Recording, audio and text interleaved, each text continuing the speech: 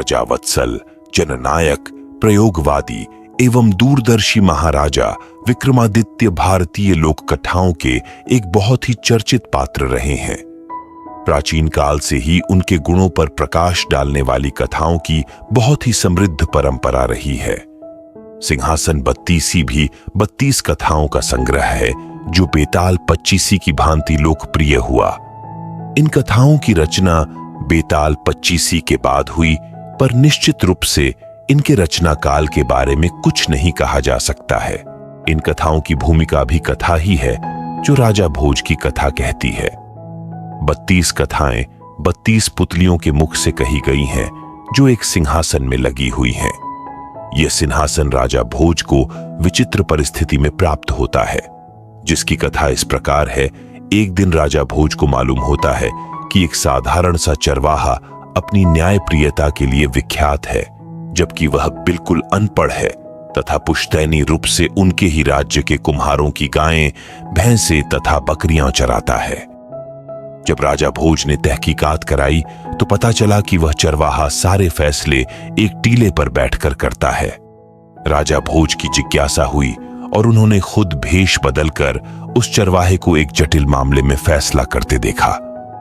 उसके फैसले और आत्मविश्वास से भोज इतना अधिक प्रभावित हुए कि उन्होंने उससे उसकी इस अद्वितीय क्षमता के बारे में जानना चाहा। जब चरवाहे ने, जिसका नाम चंद्रभान था, बताया कि उसमें यह शक्ति टीले पर बैठने के बाद अपने आप ही चली आती है, भोज ने सोच विचार कर टीले को खुदवा कर देखने का फैसला किया। जब खुदाई समाप्त हुई तो एक राज सिंहासन मिट्टी में दबा दिखा। यह सिंहासन कारीगरी का अभूतपूर्व रूप प्रस्तुत करता था। इसमें 32 पुतलियां लगी थीं तथा कीमती रत्न लगे हुए थे। जब धूल मिट्टी की सफाई हुई तो सिंहासन की सुंदरता देखते ही बनती थी। उस सिंहासन को उठाकर महल लाया गया तथा शुभ मुहूर्त में राजा का बैठना निश्चित किया गया। जैसे ही राजा भोज ने सिंहासन पर बैठने का प्रयास किया तो सारी पुतलियां राजा भोज का उपहास करने लगीं। खिलखिलाने का कारण पूछने पर सारी पुतलियां एक एक कर राजा विक्रमादित्य की कहानी सुनाने लगीं तथा बोली कि यह सिंहासन जो कि राजा विक्रमादित्य का है, पर बैठने वाला उनकी तरह ही योग्य, पराक्रमी, दानवीर तथा विवेकशील होना चाहिए।